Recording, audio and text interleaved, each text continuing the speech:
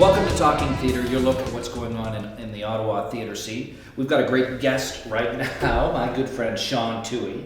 Shaun, I love your acting, I love what you do. Thank you. Tell us about Breaking the Code coming up at the Ottawa Little Theatre. Wow. Breaking the Code is opening up in 2 weeks at the Ottawa Little Theatre on May 5th. Very excited to be part of that production. It's a great story, one that is certainly been in the news a lot recently, and we have the movie The Imitation Game, and Alan Turing, who sort of went a number of years without having had his accomplishments recognized, has really been getting a lot of interest of late, and so I'm very excited to bring that to Ottawa. It's great. Yeah. Tell us, for those people who may not know about the play, may not have seen the film, what's the story of the play? Well, the story follows the life of Alan Turing, who was this amazing mathematical computer genius.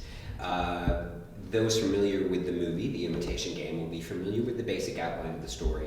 However, the play was written in 1986, came way before the movie ever did, and it is actually much more historically accurate and much more true to the real life of the man. In the early 30s, after he had graduated and he was working at Cambridge, or he had graduated from Cambridge, he published a paper called On Computable Numbers, which was basically, many people consider sort of the forerunner to computers, to the idea of and the design of computers. It was a mathematical logic paper, but in it he set up a lot of the basis for what we would know today. And then in the late 30s, when the war started, he was recruited by British intelligence services to work at Bletchley Park, which was where they were working on deciphering and encryption codes. And he was instrumental in cracking the U-boat enigma. There were others that worked on the team, but a lot of the credit was given to him. And most experts on World War II would say that because of what he and his team did, World War II ended probably a couple of years earlier than it ever would have ended, and the number of lives that were saved because of what they did.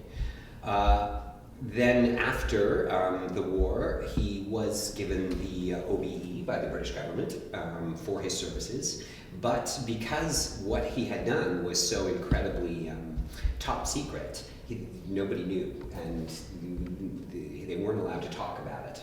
He went on to continue to work in computers, and he was on a team of people at Manchester University in the early 50s and the late 40s who developed one of the first universal machines, as he called it.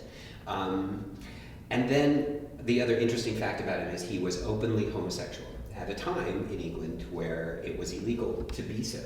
And he was by no means an activist. He wasn't, starting pride parades or anything like that. But he lived his life as he felt was his due, and he didn't try to hide anything. And unfortunately, it got him into trouble with the law. And in the early 50s, he was prosecuted for something called gross indecency, which was the law against homosexual acts. He was given a choice of probation, or which included a drug treatment. They called it chemical castration, or jail time. He chose chemical castration, and then some further things happened, and unfortunately, he committed suicide in 1953, I think, or the early 50s anyway, and ended his life, certainly way before it should have ended. And he's just a very interesting and amazing man, and that's the basic story that the play tells. That was one of the big weaknesses I thought of The Imitation Game was, of course, what he did in terms of the war, so important, cracking this machine, and that's obviously where much of the drama of the film came from. But I thought that, his story after the war was so interesting, and the movie, really stopped there. So does this story, does it concern that part of his life quite a bit? Yes, much more so than it does in the war. It's a memory play. I play Alan Turing, and I never leave the stage. I literally am thinking of these scenes as they happen. And it's not told in chronological order. There's only actually 3 scenes that occur during the war. None of them really are of any sort of dramatic moments where they're breaking a code. Mm-hmm. There are more scenes that deal with what happened to him after the war. And it's certainly, again, like you said in The Imitation Game, they made a very wonderfully dramatic, interesting movie, which I liked very much. However, as happens in Hollywood, it wasn't exactly faithfully true. For example, in the movie, it shows the police coming to his house, and he says, he wants to get rid of them. He doesn't care. He's been robbed, and the police are coming to investigate, and he tries to get rid of them.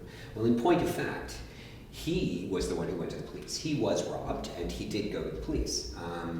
He had been tipped off by a guy he was sleeping with as to who had robbed him, and he went to the police with that information.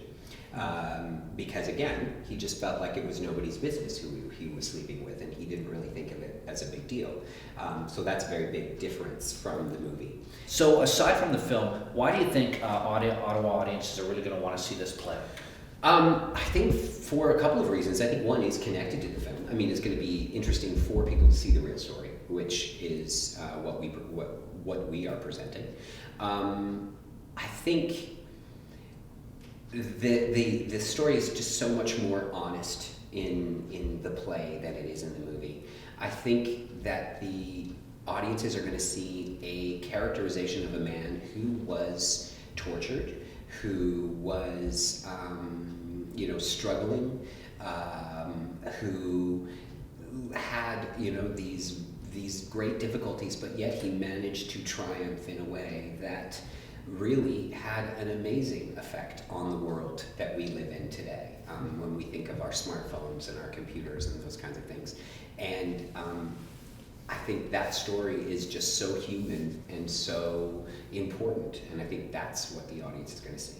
Also, hopefully they're going to see some good acting. They're going to see some great acting. Hopefully. Yeah, they're going to see some fabulous acting. Come and see Breaking the Code at the Ottawa Little Theatre, opening May 5th and running till the 22nd. And be sure to check out the other segments in this episode, including the upcoming one with Janet Irwin, who directed Up to Low. Details for that can be found at the bottom of your screen.